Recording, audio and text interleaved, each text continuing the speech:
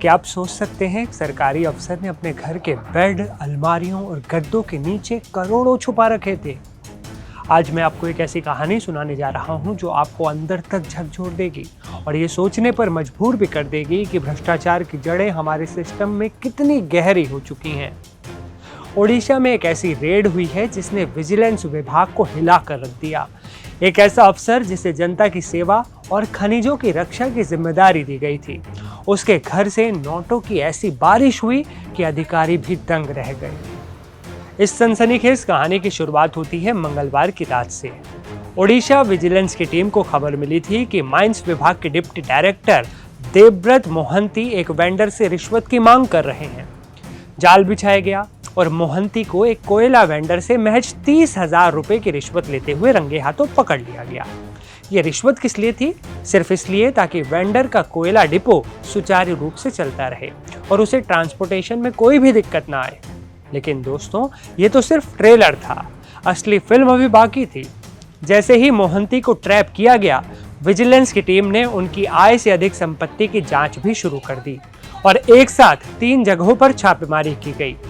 भुवनेश्वर का पोश इलाका पटिया, जहां उनका आलीशान फ्लैट है, भद्रक में उनका पैतृक घर और कटक में उनका ऑफिस। जब टीम भुवनेश्वर के पटिया स्थित नेचर्स क्रेस्ट में पहुंची तो वहां का नजारा देखकर अधिकारियों के पैर तले जमीन खिसक गई। वहां कोई तिजोरी नहीं थी, बल्कि नोटों को ट्रॉली बैग्स और अलमारियों में ठूस ठूस कर भरा गया था। नोटों की गड्डियां इतनी ज्यादा थी कि उनकी गिनती के लिए मशीनों का सहारा लेना पड़ा और पूरी रात बीत गई। अंतिम गिनती में ये रकम 4 करोड़ रुपए से भी ज्यादा निकली। आपको जानकर हैरानी होगी कि ओडिशा विजिलेंस के इतिहास में एक ही दिन में एक ही जगह से जब्त किया गया ये अब तक का सबसे बड़ा कैश है। लेकिन खजाना यहीं खत्म नहीं हुआ। जांच में मोहंती के पास से 130 ग्राम सोने के गहने और भुवनेश्वर में 2400 स्क्वायर फीट की एक 2 मंजिला इमारत, आलीशान बिल्डिंग, उसका भी पता चला। उनके ऑफिस की दराज से भी 1.25 लाख रुपए से ज्यादा बरामद हुए।